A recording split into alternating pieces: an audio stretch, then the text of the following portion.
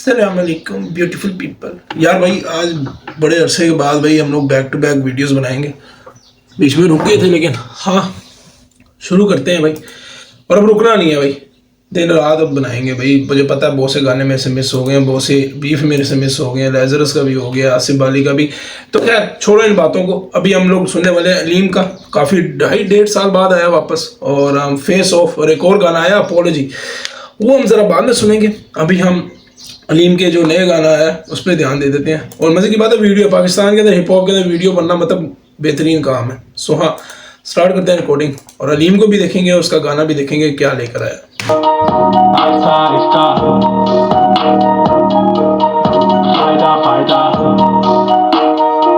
मेरे शहर की खूबसूरती भी छीन ली।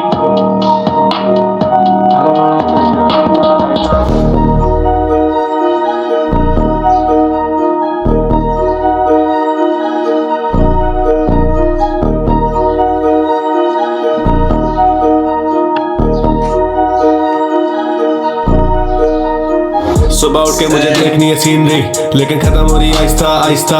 मेरे शहर को बर्बाद करके 3 पी साले ढूंढे अपना फायदा फायदा। सुबह उठ के मुझे देखनी है ग्रीनरी, लेकिन खत्म हो रही आहिस्ता आहिस्ता।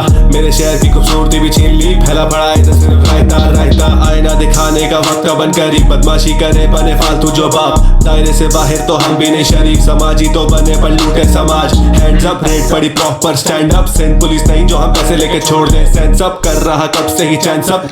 सिंध पुलिस ने जो हम पैसे देके छोड़ दे भाई। ये ना मेरे को ना असल में क्या है ना, जब हकीकत पसंद गाने आते हैं ना, हिप हॉप से मोहब्बत इसी वजह से है कि इसमें हकीकत की चीज़ें बड़ी होती हैं। मेरे को अपना याद आ गया कि एक दो हमें भी छिल्लड़ों ने पकड़ लिया था मोटरवे पे और हमें फटी लगी थी 5,000 रुपये की। जस्ट यार जब इस तरह के गाने सुनता हूँ ना तो एक फील आती है कि यार दुख तो ओबियसली होता ही होता है। और कराची के लिए तो, कराची के लिए क्या अपने मुल्क के लिए दुख होता है, लेकिन खुशी इस चीज़ की होती है कि यार अगर सोच रहा हूँ कोई पॉजिटिव थिंग, तो हमेशा ये सोच रहा था कि सराउंड मेरे इतना गंद है तो कुछ भी नहीं बदलेगा। लेकिन जब इस तरह के गाने आते हैं और इस तरह की चीज़ें आती हैं तो समझ ये आता है कि यार और भी लोग हैं जो अच्छाई को पसंद करते हैं, जो इन गंद से निकलना चाहते हैं। तो मुतमईनी होती है, और हिप हॉप में हो तो ज़्यादा होती है क्योंकि ये रो है, खुल के बात की जाती है, शर्म नहीं होती, तो ज़्यादा अच्छा लगता है। कहते हैं ना ये वाली शायरी पर्दों में रख के, लेयर्स में रख के नहीं होती। तो हाँ फालतू जो बाप, दायरे से बाहर तो हम भी नहीं शरीफ, समाजी तो बने पर लूटे समाज। हैंड्स अप, रेड पड़ी proper stand up. Sindh police नहीं जो हम पैसे लेके छोड़ दे, सेंस अप कर रहा कब से ही चैंस अप। नहीं देंगे भागने का कैंसल प्लान, सारे तुम्हारे ये बात तो सच के। जब जब अली माइक पे बटेगा इल्म, असलियत कर करके सेंसर छुपा रहे, बस बनती है ऐसे से चलती नहीं फिल्म। सॉरी टू से शहर के वारिस 2 कौड़ी के थे, 2 कौड़ी के हैं, 2 कौड़ी के रहेंगे, बनते नहीं जब तक स्कूल और कॉलेज मकसद समझ। स्कूल तो देखो यार, मैं तुम लोगों को बता दूं, मैं कराची में रहता नहीं हूँ, ज़िंदगी में एक दफ़ा गया हूँ। और अब भाई मेरा मुल्क है, मेरे मुल्क का शहर है, मेरे मुल्क का वो शहर है जो पूरे पाकिस्तान को पैसा फराहम करता है।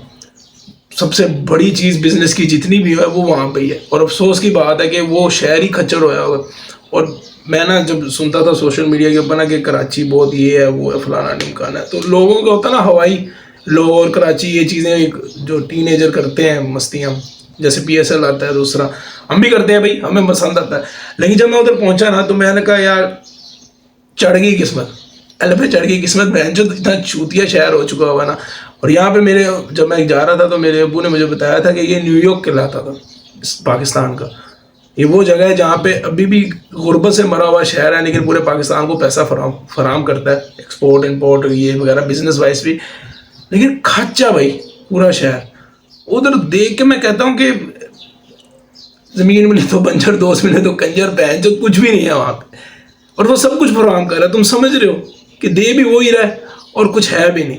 तो उनकी कौम के लिए, उनके वहाँ पे जो लोग रहने वाले हैं उनके साथ नाइंसाफ़ी है भाई, समझ रहे हो।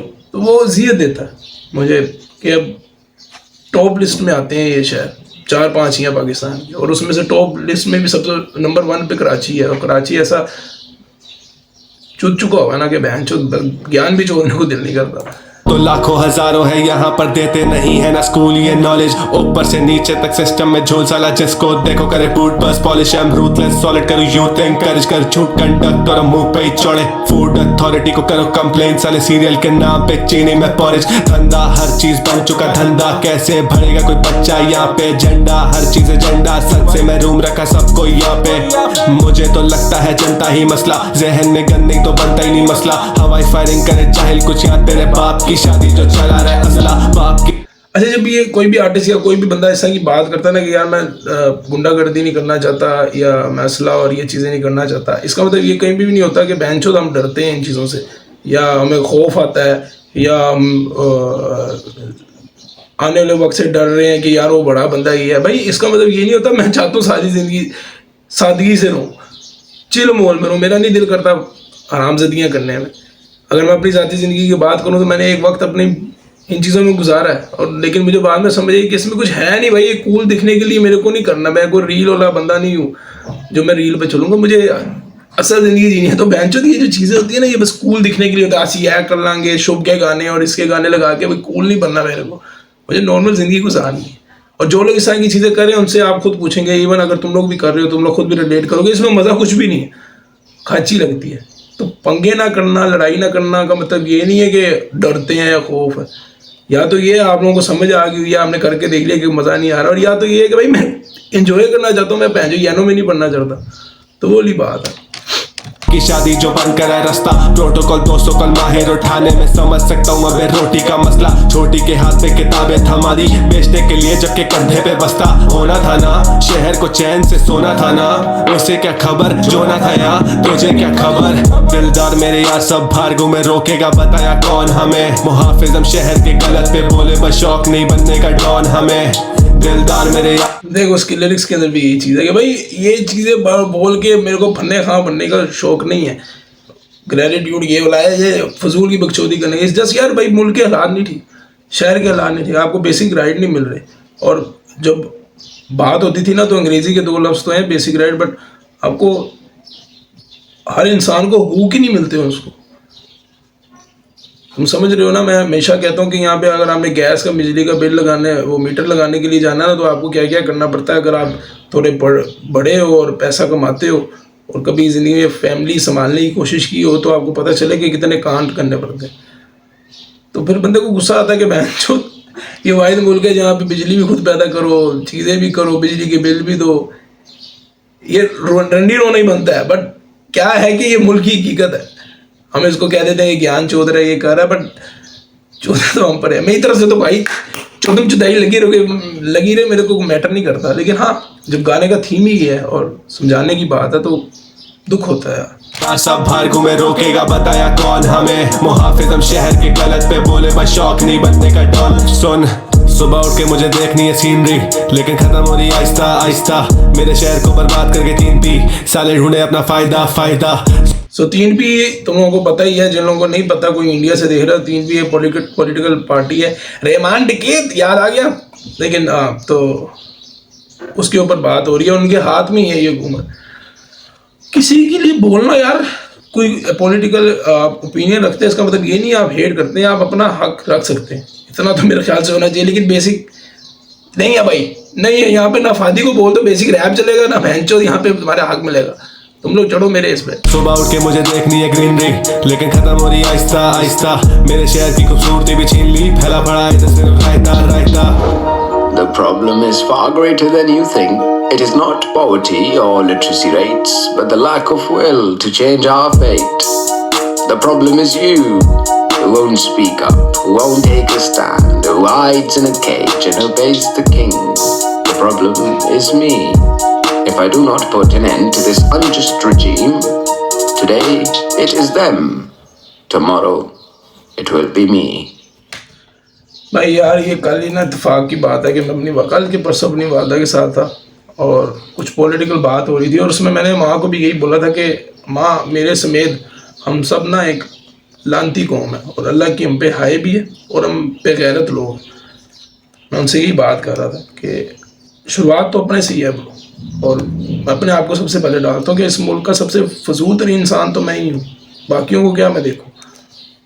हम घटिया लोग हैं, हक की आवाज़ पे नहीं उठा। हमारे अपनी माँ बहन पे कोई बात आती है तो हम शोर में जाते हैं, अदरवाइज़ हमें किसी की माँ बहन और किसी की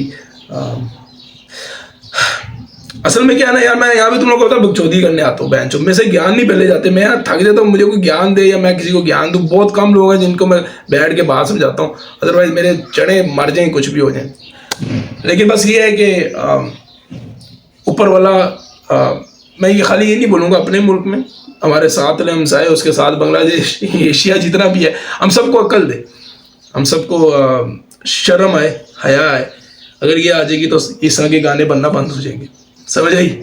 कुछ नहीं आबाद रहे, इसमें मैं बकचोदी नहीं करूँगा, कुछ भी नहीं करूँगा भाई। जब मुझे अच्छा लगता है, जब कोई सेंसिबल चीज़ मुझे नज़र आती है, मैं फिर म्यूज़िक पे, मैं वीडियोग्राफी पे, जो कि यहाँ वहाँ की बातें, उस पर मेरे पे फोकस नहीं होता। मुझे इसके लिरिक्स पे बात करनी पसंद है और सुनना भी पसंद। तो सेक्स ना करें ज़्यादा भाई, इतना सेक्स नहीं फैलाना। मिलता हूँ किसी अगली वीडियो पे। बाबा जी, यस कमाल।